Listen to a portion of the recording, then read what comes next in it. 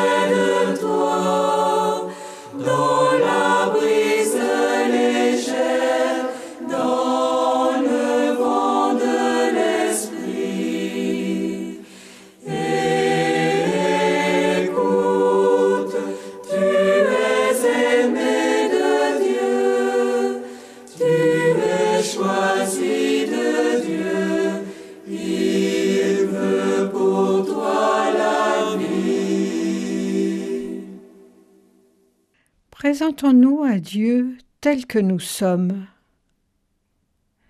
Réunis à travers les ondes pour écouter ta parole et fêter ta présence parmi nous, nous portons au cœur un remords. Nous croisons sur nos routes des hommes et des femmes, et pourtant, bien souvent, nous nous retrouvons seuls, parce que nous n'avons pas appris à regarder, parce que nous n'avons pas appris à écouter, parce que nous ne savons pas vraiment nous ouvrir à l'autre. Et quand nous pensons écouter nos frères en ton nom, il reste toujours en nous le souci de briller, le désir de ne trouver qu'en nous-mêmes le moyen d'aider et de secourir. Pardonne-nous notre volonté de nous passer de toi. Nous t'acclamons volontiers dans l'assemblée des croyants, mais nous ne savons pas vraiment écouter ta voix, alors que tu es venu parmi nous pour nous la faire entendre. Amen. Et recevez la parole de grâce de la part du Seigneur. Notre seul sujet de gloire, c'est de reconnaître que le Seigneur est celui qui exerce la bienveillance, la justice et le droit sur la terre. Pour celui qui écoute sa parole, il use de bienveillance. À celui qui tourne son cœur vers lui, il donne sa justice. À celui qui ouvre ses mains, il l'assure de son pardon. Si je me tais, oh, j'apprendrai à écouter la voix du bon berger. Quand je l'entends, oui, je comprends qu'il a payé pour ma liberté. Quand je t'ouvre mon cœur, je te vois, Seigneur. Quand je t'ouvre mon cœur, je t'entends me parler. Et ta loi dans mon cœur toujours demeure. Et ta vie à chaque heure coule comme un torrent.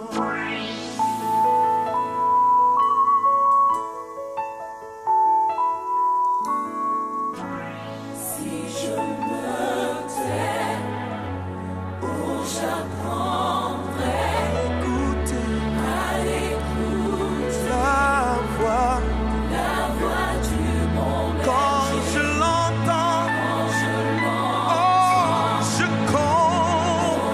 je comprends qu'il a payé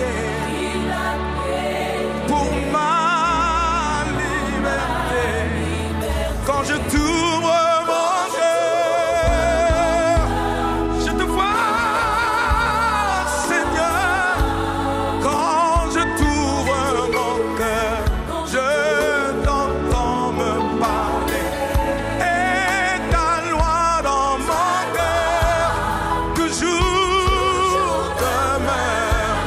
Et ta vie à chaque heure comme un torrent. Quand je t'ouvre mon cœur, je te vois, Seigneur. Quand je t'ouvre mon cœur, je t'entends me parler. Et ta loi dans mon cœur toujours demeure. Et ta vie à chaque heure, elle coule comme un torrent. Et ta vie à chaque heure coule comme un torrent. Et ta vie à chaque Avant de lire la Bible, nous prions. Ô notre Dieu, source intarissable de tout bien, nous te bénissons pour les dons de ton amour. Fais-nous grâce d'écouter ta parole avec attention, avec respect, avec un vrai désir de recevoir ce qu'elle promet et de pratiquer ce qu'elle ordonne. Grave-la non seulement dans notre esprit, mais encore dans notre cœur, et transforme-nous par ton esprit à l'image de ton Fils, en nous faisant contempler ta gloire dans le miroir de ton évangile. Amen. Nous lisons dans l'évangile de Luc au chapitre 9, les versets 28 à 36. Jésus prit avec lui Pierre, Jean et Jacques, et il monta sur la montagne pour prier. Pendant qu'il priait, l'aspect de son visage changea et son vêtement devint d'une blancheur éclatante. Et voici que deux hommes s'entretenaient avec lui, C'étaient Moïse et Élie, qui, apparaissant dans la gloire, parlaient de son départ qui allait s'accomplir à Jérusalem. Pierre et ses compagnons étaient accablés de sommeil, mais ils se tinrent réveillés et virent la gloire de Jésus et les 2 hommes qui étaient avec lui. Au moment où ces hommes se séparaient de Jésus, Pierre lui dit « Maître, il est bon que nous soyons ici. Dressons 3 tentes, une pour toi, une pour Moïse et une pour Élie. » Il ne savait ce qu'il disait. Comme il parlait ainsi, une nuée vint les envelopper, et les disciples furent saisis de crainte, tandis qu'ils entraient dans la nuée. Et de la nuée sortit une voix qui dit « Celui-ci est mon fils élu, écoutez-le. » Quand la voix se fit entendre, Jésus se trouva seul.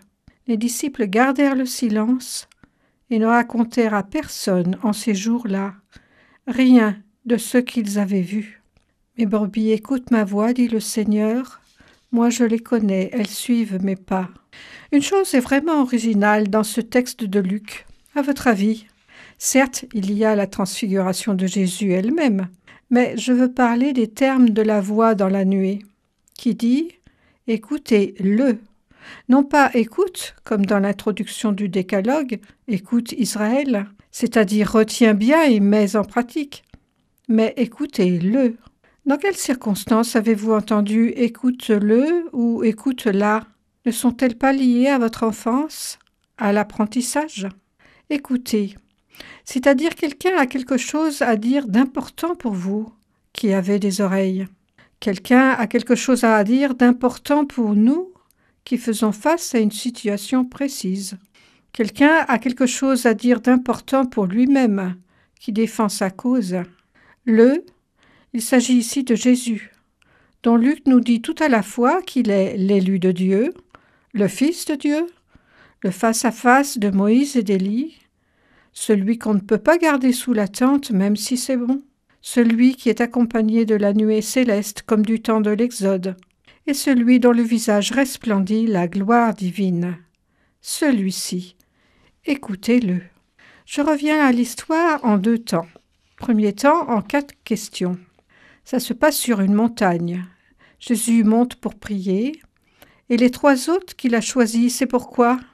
Ce n'est pas pour dormir, mais quelque chose est en préparation. Qu'est-ce qui les tient éveillés malgré leur profonde envie de dormir? En fait, plutôt que le bruit de la conversation, il se passe quelque chose d'anormal dont ils doivent être témoins.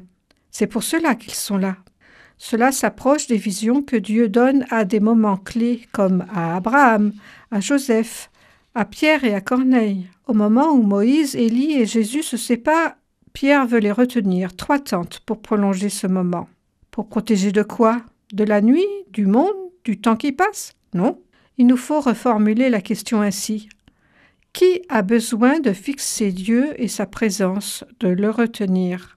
En fait, ils ne pourront retenir que ce « écoutez-le », c'est-à-dire sa parole, la parole de celui qui a élu Jésus, qui l'envoie et le charge de sa parole, Dieu. Pourquoi ce « écoutez-le » ? La nuée et la voix du ciel interviennent pour parler à Pierre, Jacques et Jean de Jésus. Écoutez-le, car il a encore des choses à vous dire de ma part. Moi qui vous l'envoie du haut du ciel et des choses qui vous concernent.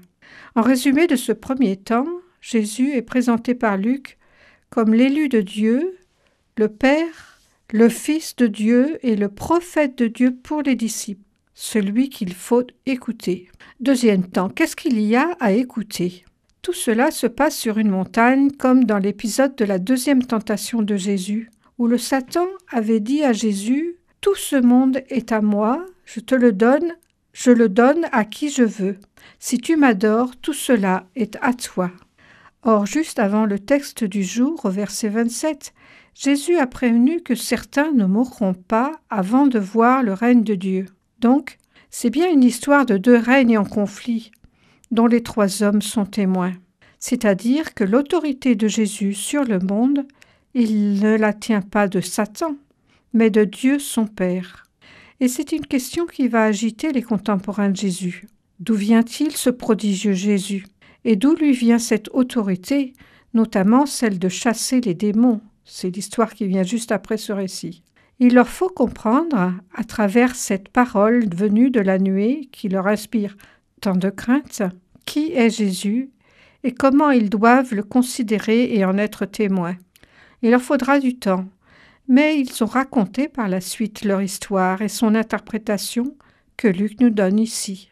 En résumé de ce deuxième temps, Pierre, Jacques et Jean ont compris qu'ils sont sur cette montagne en présence d'un monde autre qui n'est pas vraiment le leur, du moins celui auquel ils sont habitués.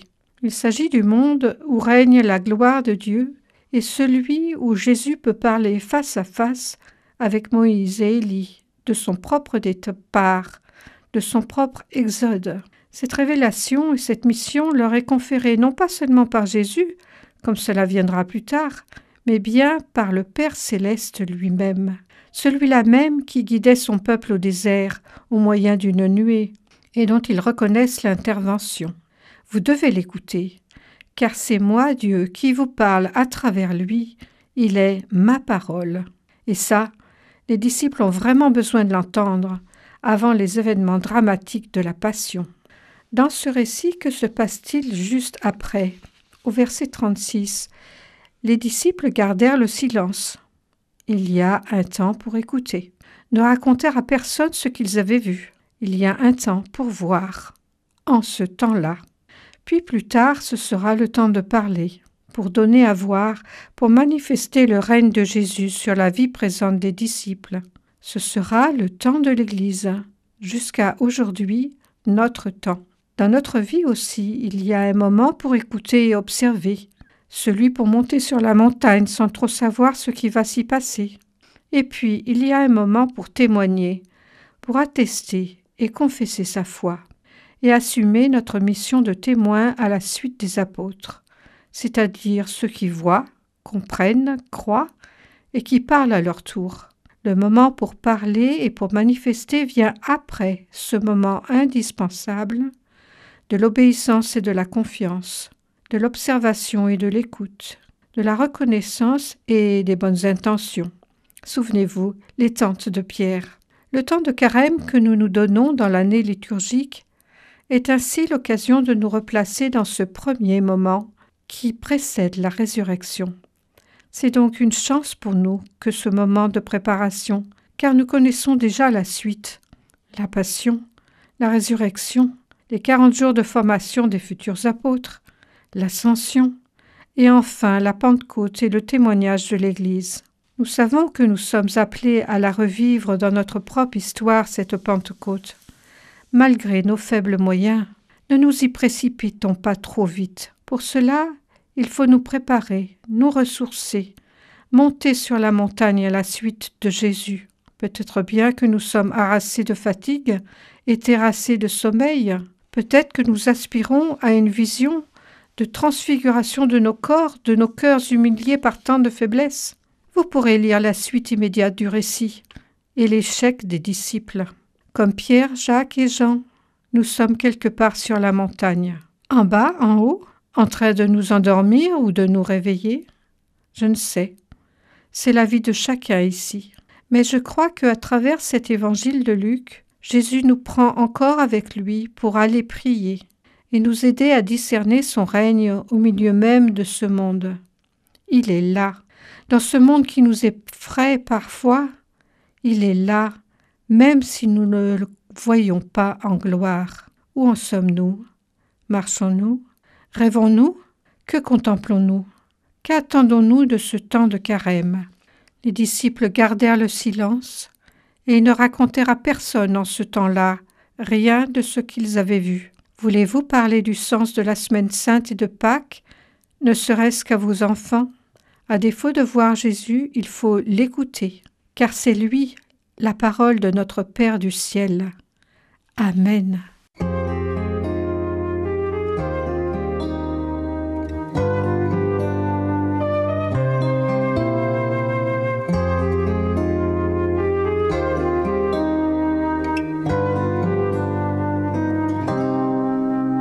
Écoutez ta parole.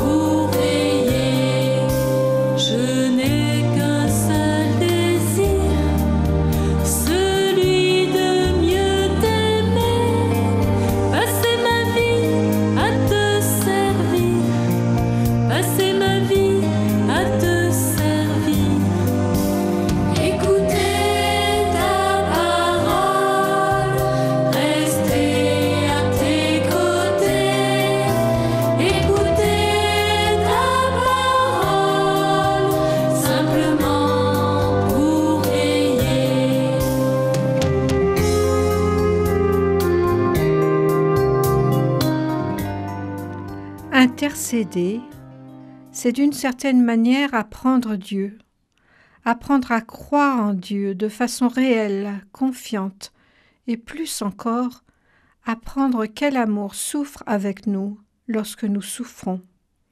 Prions. Nous te prions les uns pour les autres, en sorte qu'en toi nous formions un seul peuple à l'écoute de ta parole. Répands ta grâce sur nos parents, nos amis et tous ceux qui nous sont proches, pour qu'ils trouvent en toi le vrai bonheur, et écoute-nous quand nous te prions pour eux en secret.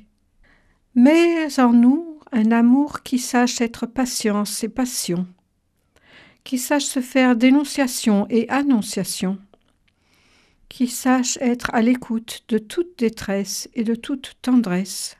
Fais-nous la grâce d'ouvrir nos cœurs à tes appels, de les écouter avec joie, de les suivre avec amour, jusqu'au soir de notre vie, jusqu'au jour éternel où nous te contemplerons face à face. Et tous ensemble, d'un même cœur, nous voulons te dire, notre Père qui es aux cieux, que ton nom soit sanctifié, que ton règne vienne, que ta volonté soit faite sur la terre comme au ciel. Donne-nous aujourd'hui notre pain de ce jour. Pardonne-nous nos offenses, comme nous pardonnons aussi à ceux qui nous ont offensés. Et ne nous laisse pas entrer en tentation, mais délivre-nous du mal, car c'est à toi qu'appartiennent le règne, la puissance et la gloire, pour les siècles des siècles. Amen. Recevez l'envoi et la bénédiction de la part de Dieu. Oui, partez et soyez à l'écoute de Jésus.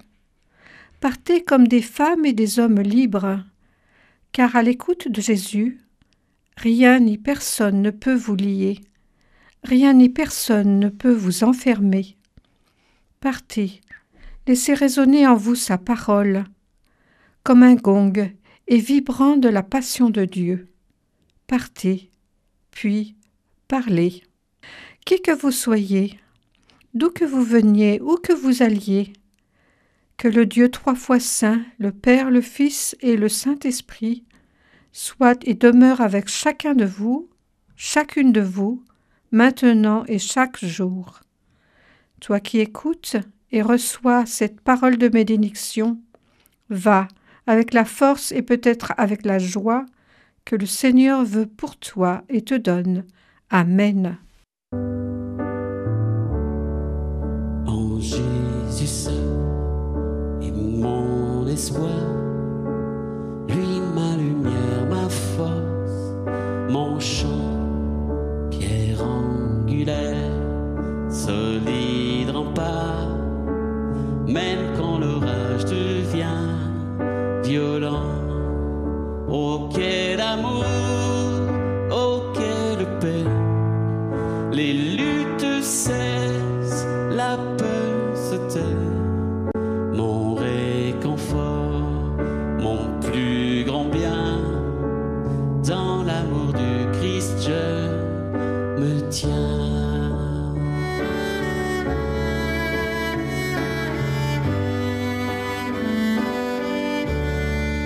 En Jésus seul, Dieu s'est fait chair, dans un enfant auquel mystère, ce don d'amour, de sainteté, haï par ceux qu'il vint sauver.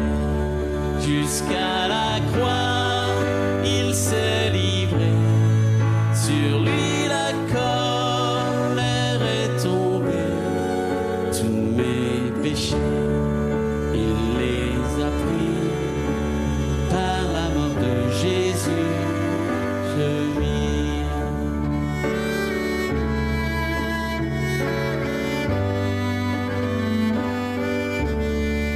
Là dans la tombe, il reposait, lumière vaincue par les ténèbres. Quel jour glorieux, il apparaît, d'entre les morts il se relève, et sur ma vie, par